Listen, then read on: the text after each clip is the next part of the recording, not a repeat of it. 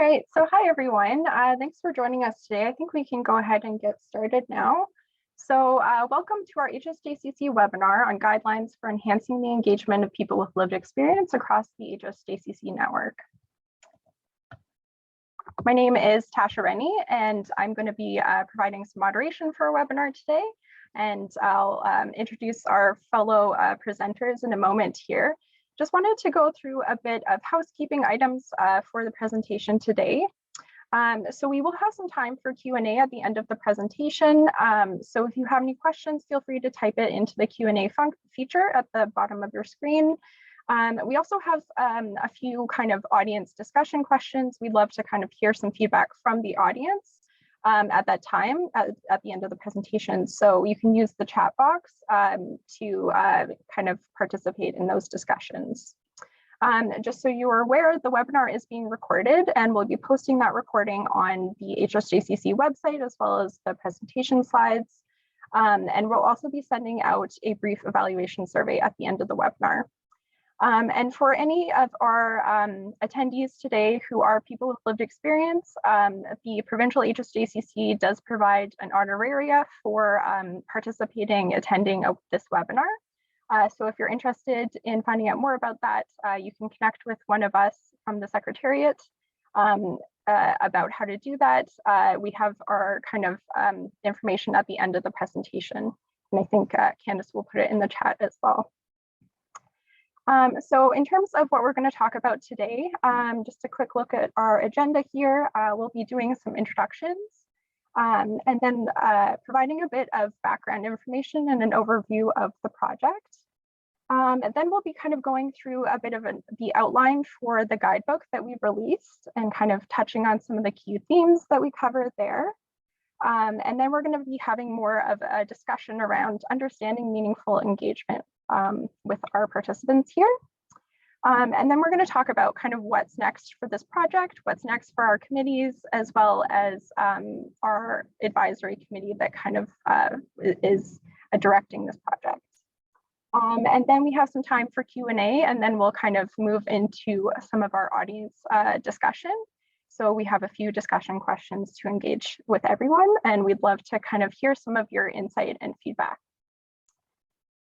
So in terms of who we have joining us today, we're just going to do some short roundtable introductions in terms of our presenters, as well as we have some folks who are here to answer questions and just provide a bit more advice and insight in some of our discussions. So as I said, my name is Tasha Rennie. I'm part of the HSJCC Secretariat, and my role is to provide communications and member engagement support to the network. So we can move next to Trevor. Hi there, I'm Trevor Timchuk, and I'm a person with lived experience, and I've been involved with the HSJCC since 2000, different parts of the province over the years. I have several roles with the provincial committee, and I've also in the past been chair of the Northeast Regional Committee and the chair of the Niagara Local Committee, and I'm currently on the London Local Committee. Great. Let's move to Val.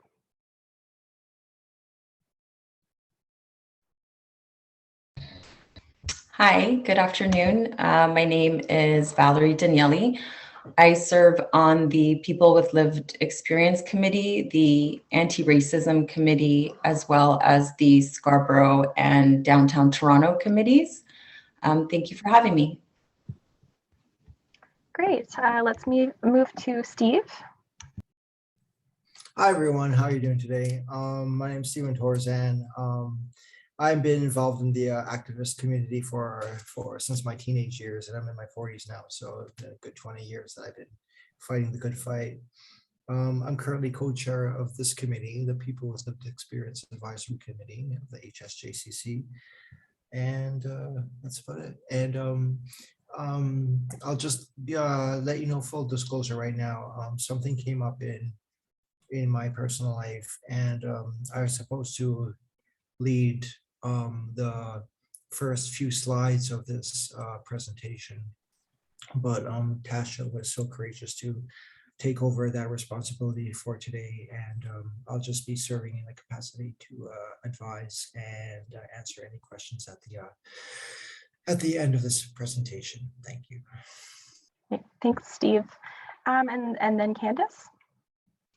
Thanks, Tasha. Good afternoon, everyone. My name is Candace Benna, and I'm the project manager for the HSJCC Secretariat. So I work alongside Tasha. Like Steve, I'm here today to support the panel and just be here for any questions at the end. Thank you so much for joining us. All right. So first, we wanted to start with a bit of some background information about this project.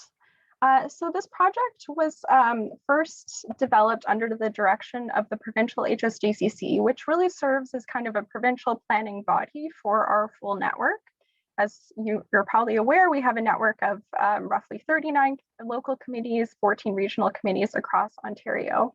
And so the provincial table provides some direction and oversight to that network.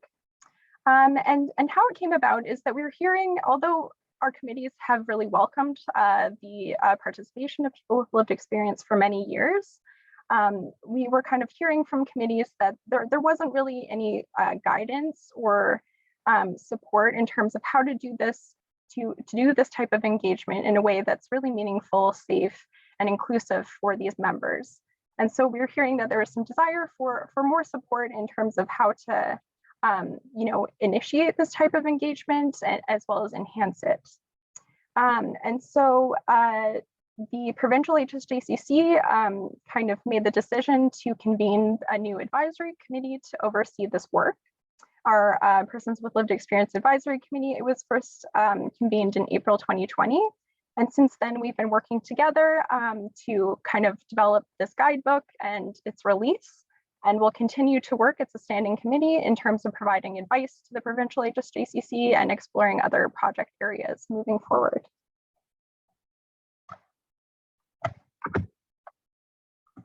And so the first project for this advisory committee has been this guidebook project. You know that we had a desire to develop some type of resource for local and regional HSJCCs that would provide some kind of advice and guidance around how they can improve the engagement of people with lived experience in a way that's truly meaningful. So some of the areas that we wanted to focus on were in terms of how committees can attract new members and retain those members, by ensuring they have a really safe and inclusive environment. Then another priority was identifying any issues or barriers that might inhibit a person with lived experience from fully participating in HSJCC work. And then another area was, identifying supports that might help improve the experience of people with lived experience on these committees. And so for this project, we came up with two outputs. The first was a set of surveys that we sent out to our local and regional HSJCC co-chairs, and then a survey of our current members who identify as having lived experience. The second output was a guidebook, this guidebook project. And then just a bit more info about the surveys. So we sent out, as I said, one survey to our co-chairs of our local and regional committees. And then the second survey was of any current members at the local or regional level who identify as having lived experience. And we really wanted to make sure that we're having both of those perspectives so that we could have, a really fulsome understanding of what some of those issues are and how we can address it as a network. And some of the things that we were focusing on was kind of, getting a sense of what are the current levels of engagement across the network. What are some strategies for attracting new members? What have committees done? What's worked for them? What hasn't? What are some barriers that they've come up against in terms of engaging people with lived experience? And then, what types of supports might be helpful moving forward? And so kind of using those survey results, we developed the outline and really used that insight to flesh out what this project would look like. And so that kind of led us to the development of this resource, the Guidelines for Enhancing the Engagement of People with Lived Experience across the HSJCC network. And this was something that we worked together on as a committee over, I think, well over a year together to kind of come up with this resource that would really be something that is kind of a practical resource for local and regional tables to kind of take and adapt to their own specific needs and to ultimately, of course, improve the engagement of people with lived experience at their own committee level. And so, you know, we'd have this understanding with this guidebook that every committee is coming from a different place. And so some committees have done a lot of work in this area, some committees haven't and have had different types of challenges. So we really understand that these are kind of suggestions that can be tailored and adapted to each committee's needs. And, you know, and we also really recognize, of course, that every person with lived experience has different needs and different you know, things that might be helpful for them. So, you know, we really kind of emphasize that whatever a committee, whatever approach a committee takes, it needs to be guided by the needs of an individual person with lived experience. So there isn't a one size kind of fits all approach to these things. So just kind of giving a bit of an outline of the guidebook, we did kind of include some history around in our background section around, you know, some of the organizing work that's been done by people with lived experience, both in the mental health sector as well as in the justice sector. There has been so much work done in the past, and it's a really rich history. So we wanted to kind of reference that. And then we also kind of provide some more kind of context around what meaningful engagement looks like and kind of how to distinguish that from tokenism. But the bulk of the guidebook is kind of structured around these different strategies for improving engagement. And I'll kind of go through these in more detail on the next few slides.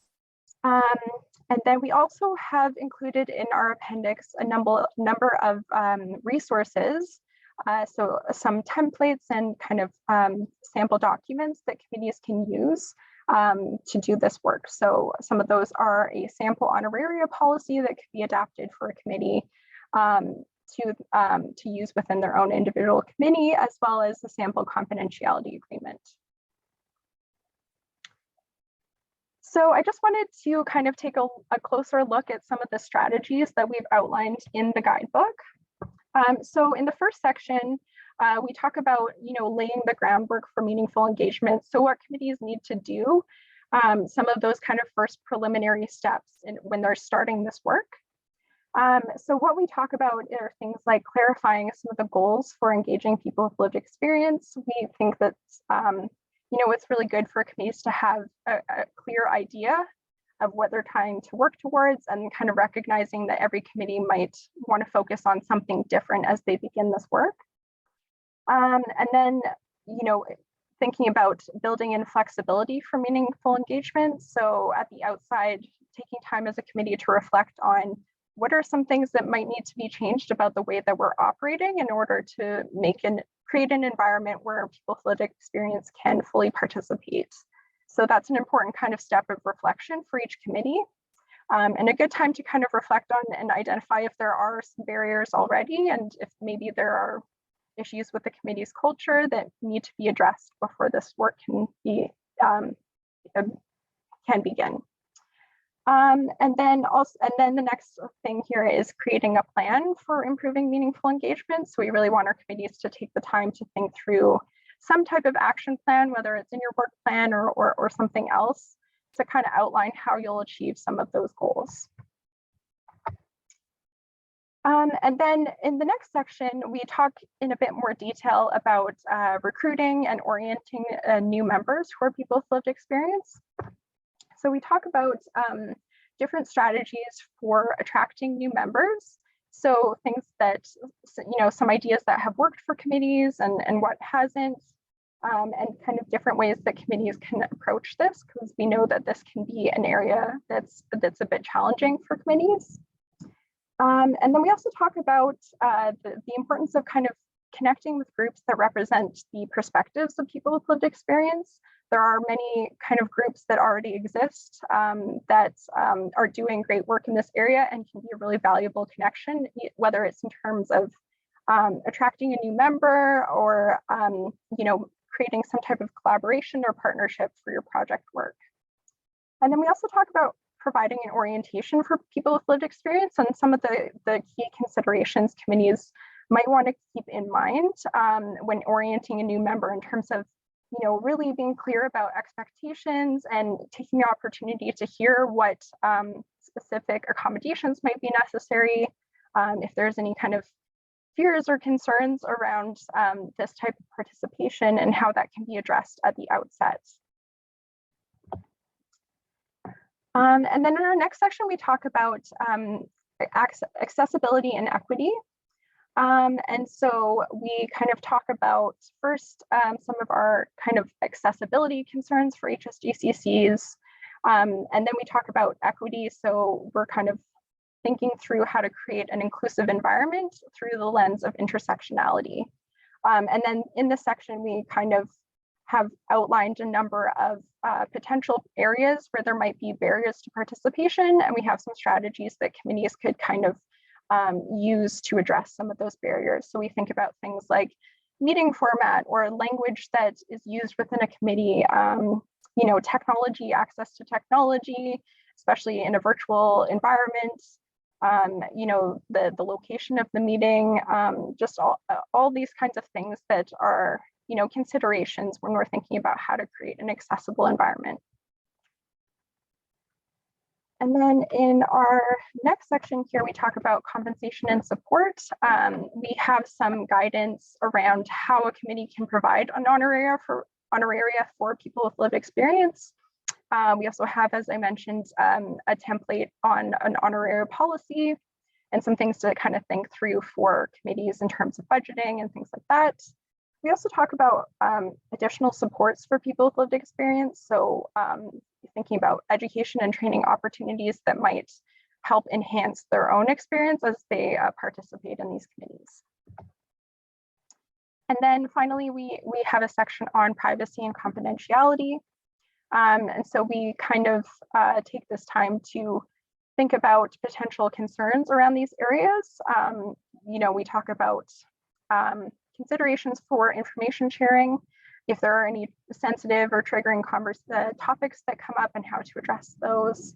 And then we also think about confidentiality and how committees can kind of approach that in a way that kind of ensures the safety and confidentiality and privacy of everyone involved, in particular for our members who are people with lived experience.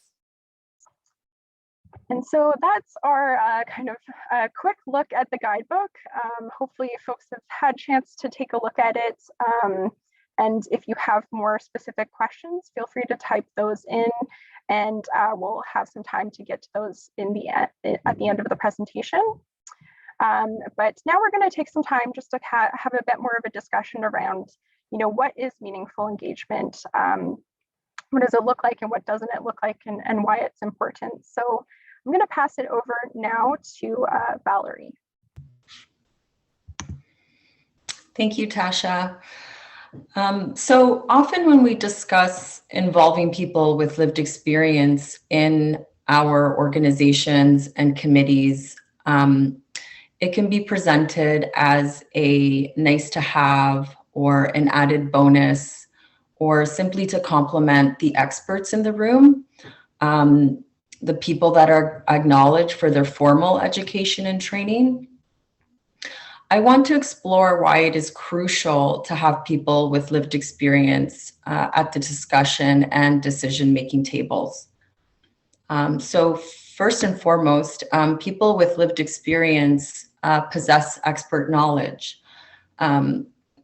Lived experience through direct involvement cultivates a deep understanding of the intricacies, barriers, and potential solutions within a particular situation or reality. When a person is able to navigate a problematic system or service and possibly even help or advocate for others, this process affords them in-depth knowledge that can't otherwise be attained. We can't achieve that level of understanding through a textbook or secondhand accounts. So there is a rare and valuable form of knowledge that is attained only through experience.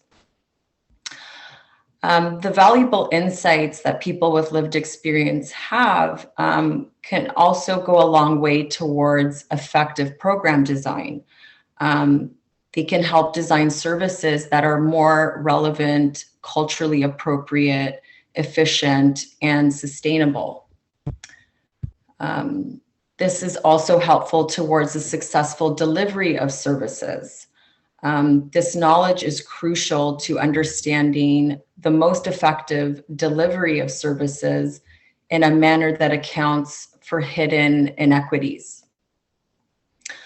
A deeper understanding of issues can also inform effective research design.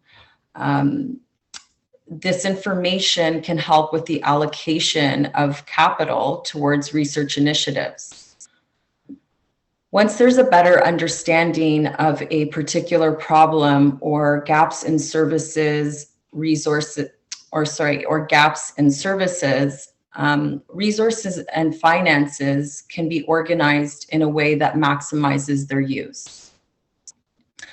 The knowledge that comes with lived experience can also help to refine policies and protocols in a way that align more appropriately with client needs and safety. A person with lived experience can really help with a lot of the problem solving by helping us to better understand the client community and offering valuable insights as to why a service is not effective or accessible and where it can be better focused. The face of an organization also benefits from the inclusion of people with lived experience. When service providers include people with lived experience, this affords them a credibility and trust that might attract more clients. People with lived experience can also help with more constructive messaging. They can help design more meaningful communication with target populations in a way that creates connection and is sensitive to inaccurate assumptions. So there are a lot of really important benefits to actively recruiting and involving people with lived experience. When we fail to incorporate this perspective and knowledge in our organizations, we may leave ourselves open to many inadequacies. For example, misunderstood realities. When service providers rely on constructed realities, the complexities and hidden inequities can often be overlooked. Learned knowledge of a situation or reality, although valuable, cannot replace or mimic the education attained through lived experience. There can also be flawed service and research design. When realities are not fully understood, programs, services, and research will not address needs effectively. And then this could also spill into ineffective delivery of services. Oversights regarding hidden barriers can lead to services that are not accessible to target communities. When there are these gaps in understanding day-to-day challenges, policies and protocols, although well-meaning, may have built-in barriers that deem organizations less accessible, safe, or welcoming. A service provider can also appear less approachable when there is a perceived lack of diversity.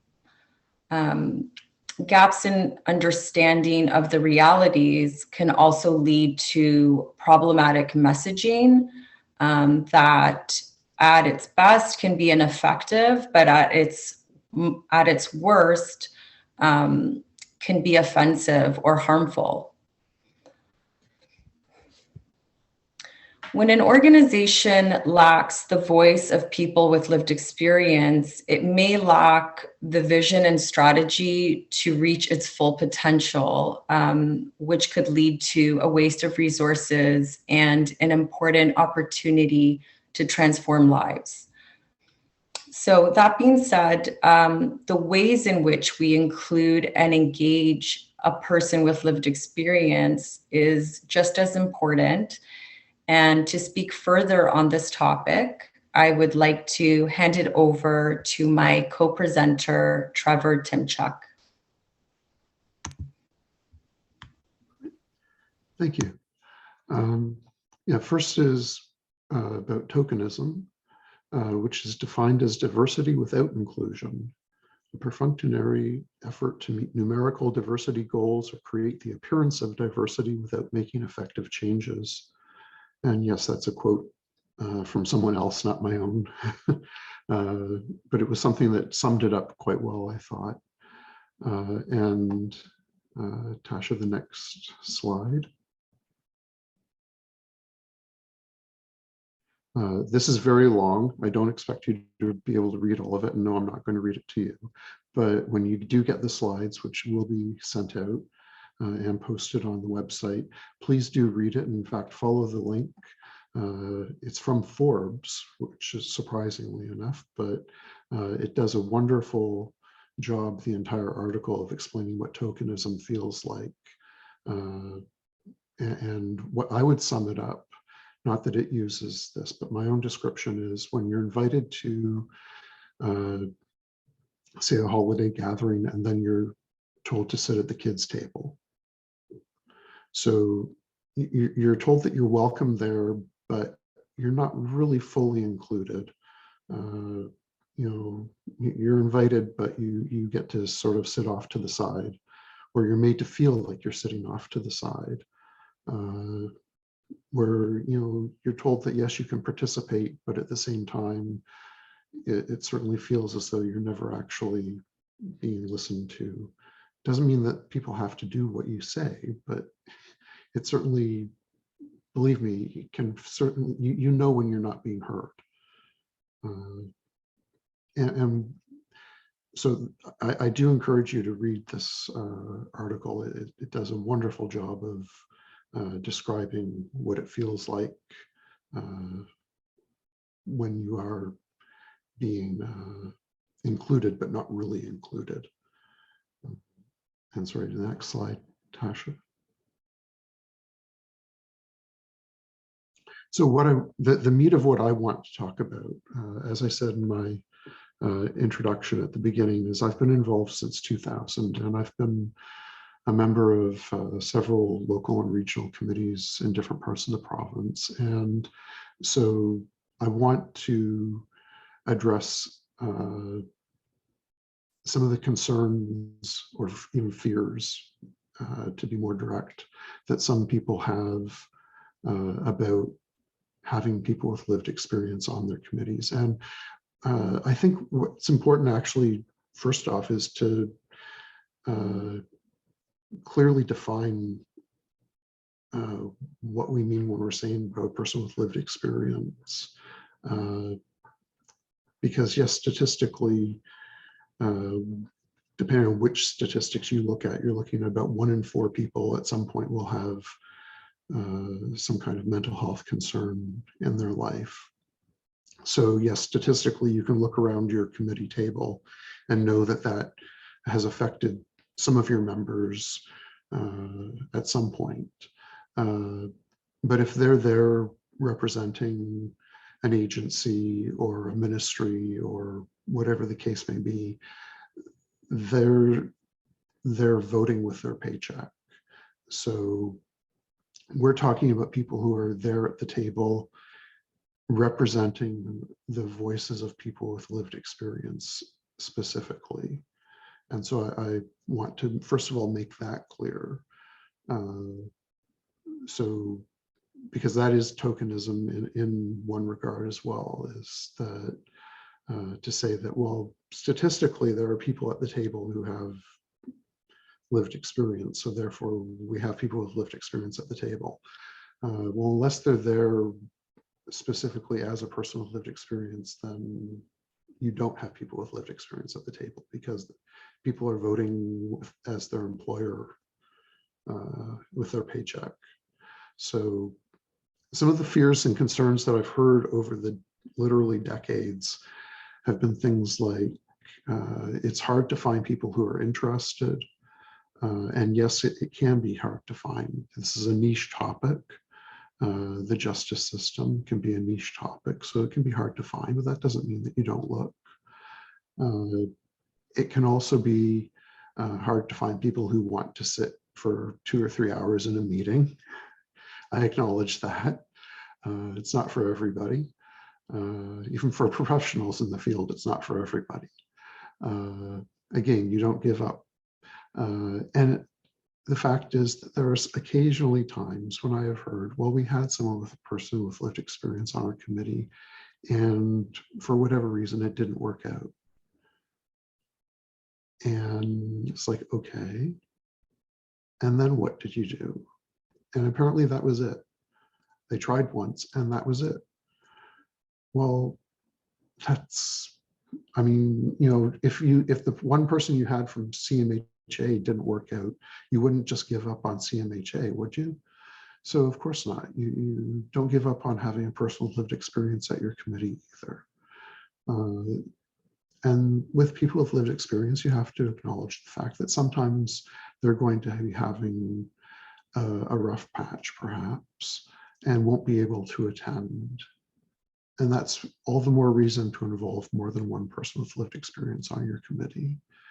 That way it ensures that you have coverage, just the same way that you would have multiple people from one agency. You might have multiple people with lived experience on your committee. And that way you also ensure that you have a diverse viewpoint as well. You also get people making assumptions about having people with lived experience on their committee, that, oh, we might trigger them, or they might not be able to handle what we're talking about. They might get upset.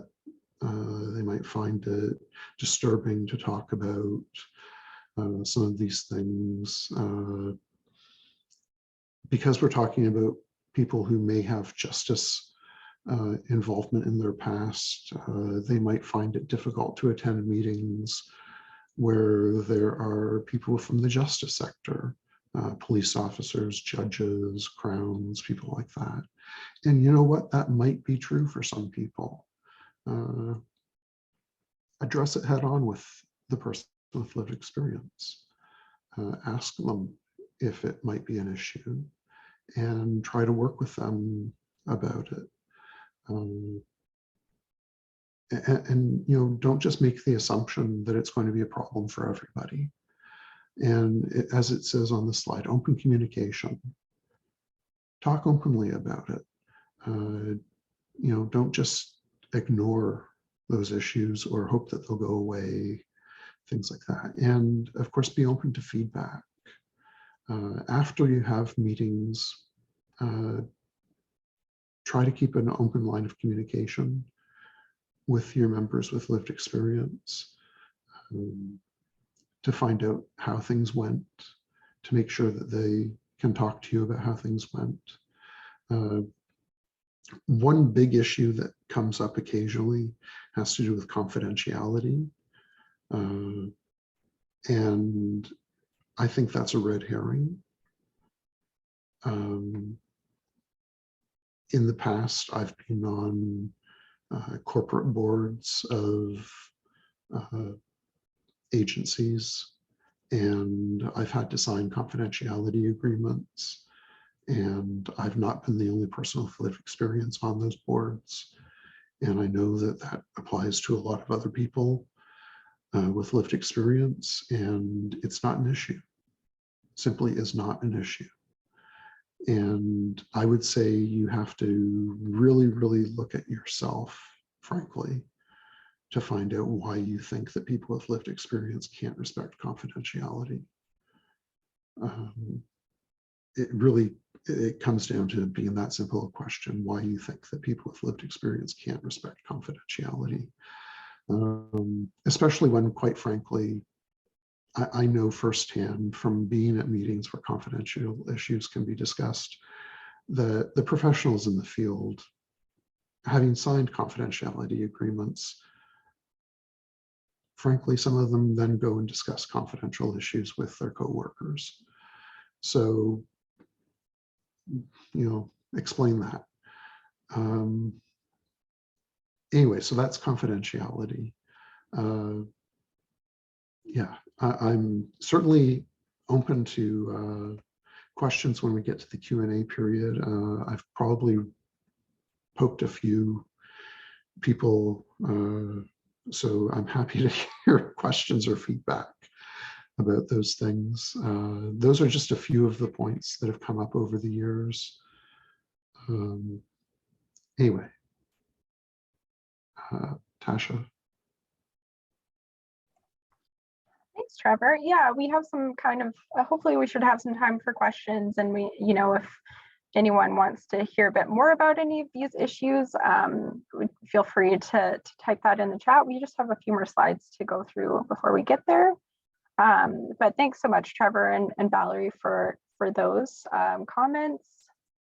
And so just wanted to quickly talk about kind of what's next for this project, and specifically for our committees. I know there are folks joining from other who aren't necessarily part of the network, but just wanted to quickly kind of talk about what's coming from us. Now that the guidebook has been released, it was put out back in November, so we know committees have had a bit of time to take a look at it. And we have a couple of expectations for our committees around this project moving forward. We really, continue to hear that this is a really important issue for committees, and they are wanting, continued support in this area.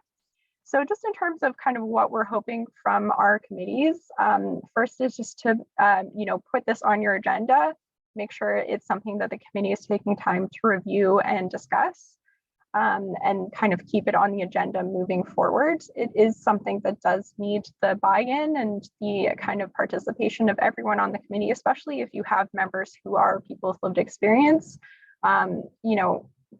This should be something that's done in a collaborative process. And so the next thing is setting some committee specific goals for improving this engagement. As I said, we know that committees are all coming from different places and having different issues. Some have started this work already, some have not even gone near it. So, setting those goals will really depend on kind of where you're at. But some examples of what those goals might look like. Maybe it's focusing on just attracting new members. Maybe it's kind of thinking first about what's an inclusive environment in this committee, and is there some work we need to do before we kind of start this work? So maybe there's some anti-stigma training or, training around diversity and inclusion that might be helpful to create that environment. Another example, improving the experience of current members who have lived experience. So thinking about what are some supports or extra training, or does the committee need to focus on how they provide honoraria, some type of policy there. And then another idea of the goal is building relationships with networks or organizations that represent the perspectives of people with lived experience. So that can be a really great kind of starting off point for committees to make connections with groups that have this type of membership, and it can be a great kind of opportunity to identify potential members or look for opportunities for collaboration. And then the next step would be to create an action plan of some type, depending on what the goals the committee might outline are. And so this is something that, again, will kind of be very dependent on each committee, but, some things just to keep in mind, making sure that this aligns with your work plan and the other projects that you have kind of going on with your committee in the next year. Something to think about, if if there's a need to maybe review your terms of reference and make any changes there around your membership or anything like honoraria, anything like that. So that can be kind of a good step for folks. And then also thinking about, you know, how will you measure some success in this area? And is there any kind of mechanisms for getting feedback from your members on this work that you could set up or put in place? So again, just some considerations around the action plan, but this is something we'll continue to follow up with our committees on and you know, really kind of push with our tables. So it's not going away, and we really hope committees will take the time to kind of to do some work on this in this area. And then in terms of what's coming up from us as the advisory committee, the provincial table, and the secretariats, coming up pretty soon, we have a follow-up survey that we're sending up. It's a follow-up to our survey from 2020, just to get a sense of where committees are at now and whether things have changed in the past couple of years since this project began. And then also, you know, what supports are needed moving forward. So our co-chairs can kind of keep an eye out for that coming pretty soon. And then in terms of kind of supports available to our committees, we as a secretariat, as well as the advisory committee, will continue to be available to provide support to committees, whether that's kind of one-on-one support. So if a co-chair is having an issue or wants to kind of have a conversation with us about how to get this started, please feel free to reach out. Really happy to have preliminary conversations with folks. And then, you know, depending on the need of a committee, we'd also be available to kind of attend committee meetings and either present or facilitate some type of conversation around this topic that might help committees kind of get started in this process. So that's something folks can reach out to us about as well. And then, as we've mentioned, our advisory committee is a standing committee, so it's going to continue to meet and work on new projects moving forward, as well as, you know, follow up with this project. So we will be kind of welcoming new members, especially any folks who are people with lived experience on our local and regional tables. We'll put out a call for new members who are interested in joining. And we're also kind of exploring developing some type of additional support for our members who are people with lived experience, whether that's kind of peer support from our advisory committee or mentorship roles, some more direct support to those members. So that's also something you can kind of look forward to.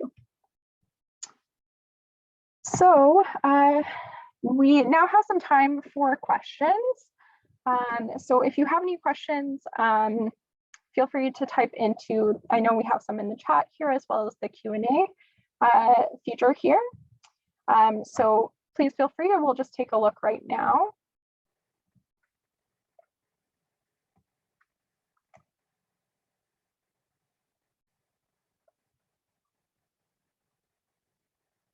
And I do see that there are a lot of questions just about kind of accessing the resources and the slides that will all be shared.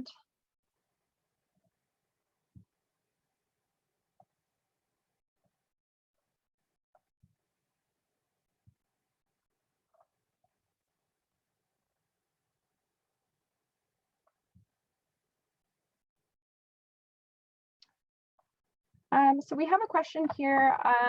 Aside from the guidebook, is there capacity for HSJCC to support other organizations who are interested in creating a lived experience advisory committee from scratch? For example, offering some trainings, template documents, and or surveys.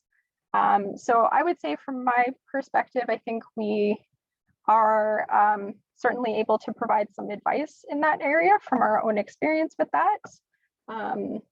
And I'm not sure if anyone else has anything they wanted to add there. Candace? I think as our next phase of work, if you know, HSJCCs at the regional or local level are interested in meeting with the secretariat or folks from the PWLE advisory committee on how we can support them creating their own committee, there's certainly opportunities to explore that. We can share, of course, kind of our process when we put together this advisory committee, if that's helpful as well in terms of resources.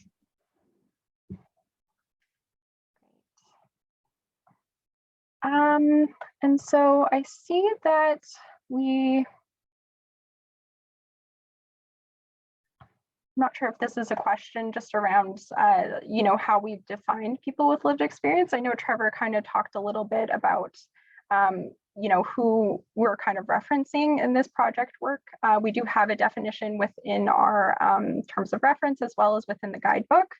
And, it is something that we kind of recognize, as Trevor mentioned, that there are folks who are serving on our committees who have lived experience, who are serving in different capacities, and maybe they are open about their lived experience, or maybe they haven't. Maybe there's a different level of disclosure there.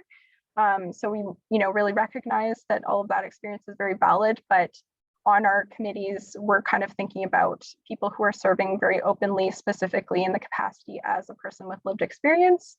And again, as Trevor mentioned, that kind of question of who they're accountable to when it comes to making decisions at the committee level is kind of what we're thinking about there. And then we have a question around if there are opportunities for youth with lived experience to get involved, or specific youth justice committees. I don't know that we've really kind of talked about the youth issue at our committee at this point, but I think that might be something that we certainly could explore. I know we have some members who have a lot of passion for that area. So yeah, it might be something that we could look into in the future. Trevor, did you have a thought? Well, I'm just going to say I'm not sure how many, if any, to be honest, local or regional committees have any youth-specific work being done. Certainly our mandate includes youth. So I would say that for youth with lived experience, you would be, covered by us wanting you to be involved. Whether that would be a specific youth involvement type committee, I don't know. But you would certainly be more than welcome to get involved in general, though. Yeah, and I would say in our guidebook, we have a lot of references and links to other organizations who have done a lot of work in this area. So I'm thinking of CAMH or kind of other organizations that have done a lot of work, and they might have specific youth-oriented committees or organizations that already exist. So that might be a good kind of starting point to explore other opportunities for that, for youth who are interested in getting involved. Great.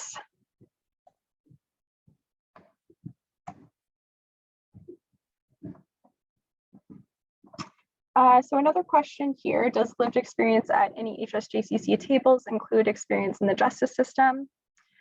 So yes, we do kind of include that within our definition of people with lived experience. We've, I think, defined it as people who may have either mental health experience in the mental health system or the criminal justice system. So we tried to include both of those perspectives. Yeah, it's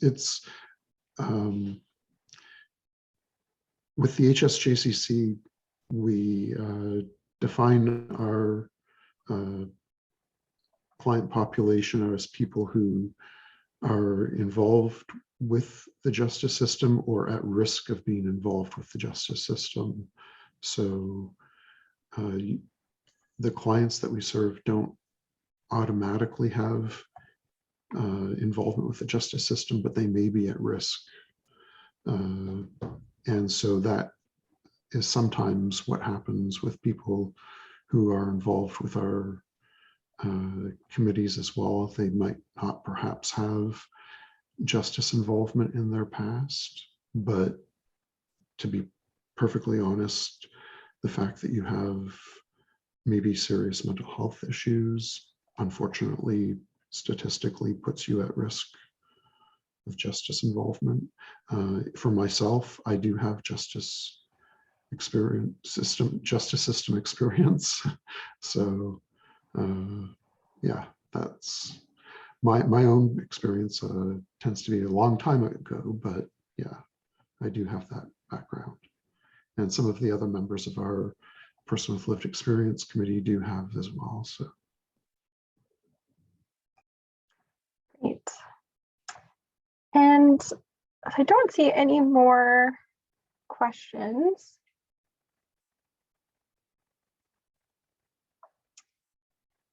Sorry, I'm just looking at the questions here.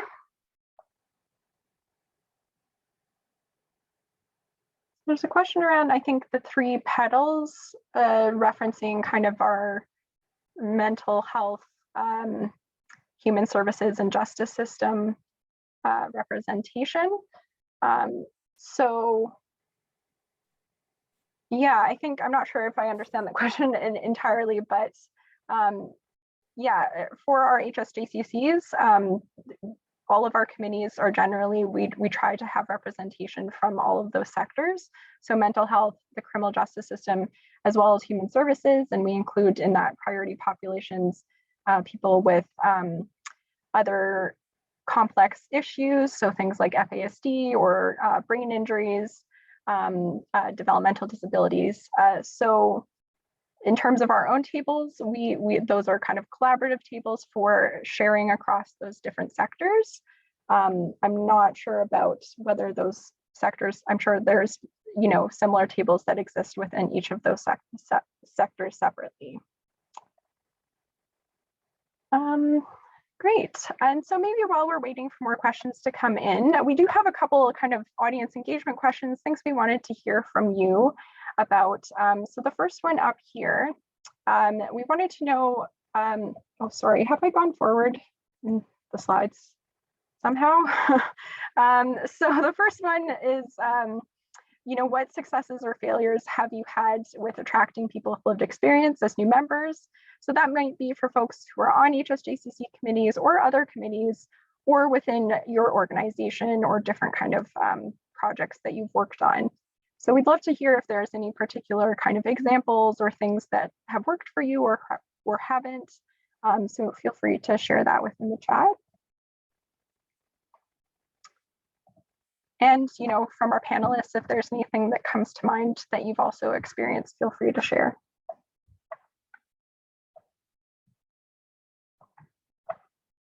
I think it's a double standard, like it's a double-edged sword, because I was blessed to be made aware of this current position I'm in by way of my network.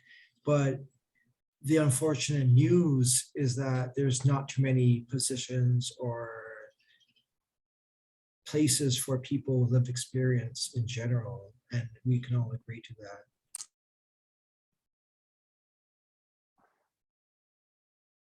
Yeah, definitely. And, you know, I think that's something that hopefully we can kind of work on as a network, is trying to create more opportunities for folks with lived experience to be a part of these tables. So I'm just taking a look at the chat here.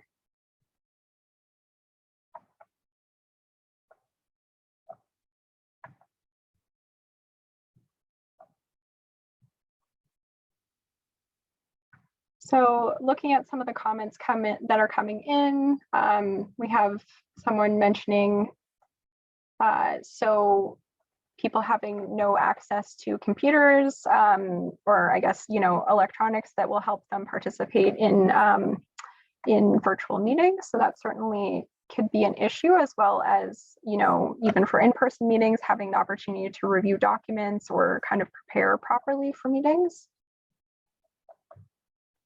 You might want to look at your budget and see if there's allocation for expenses for internet connection, tablet, or preferably a laptop,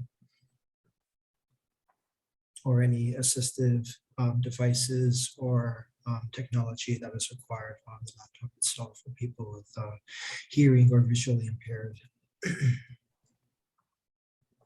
Yeah, those are great suggestions. Thanks, Steve. And we do have some other kind of suggestions around that in the guidebook as well. So feel free, folks, to take a look at that.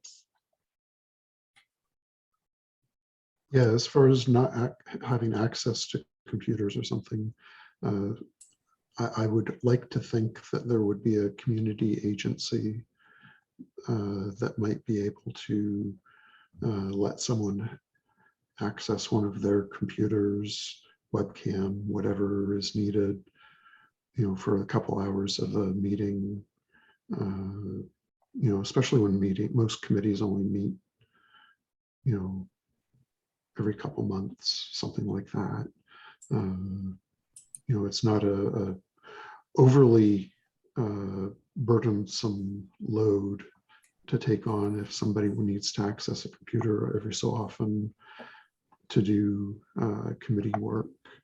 And I think that it would be a really great use of an agency's computer every so often to be able to access it for that time. Now, as far as not technically inclined, I suppose it depends on the level of how not technically inclined they are, but even offering some assistance for that, some hands-on assistance, I don't know would be that frankly inconvenient for an agency to do.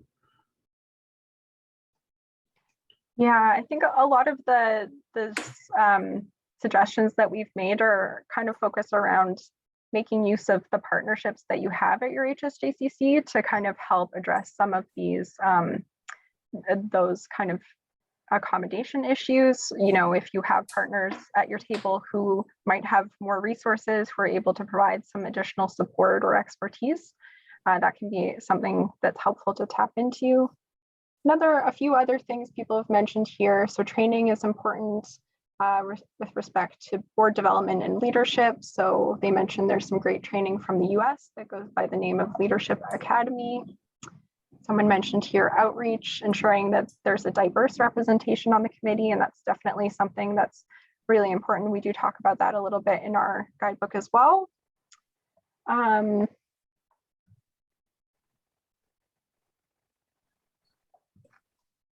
And just looking at some of our other questions here. So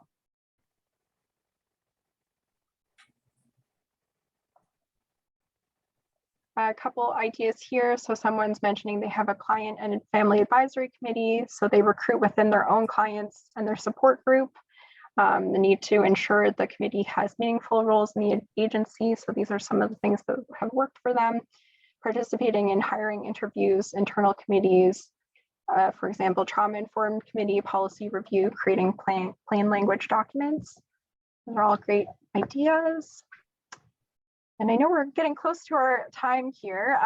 So I just wanted to see if there were any other questions. So we have a question for someone about finding it difficult to reach certain populations, for example, individuals living in rural communities or Indigenous communities.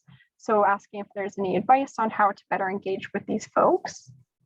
Wanted to open that up to our panelists if there's any thoughts on that.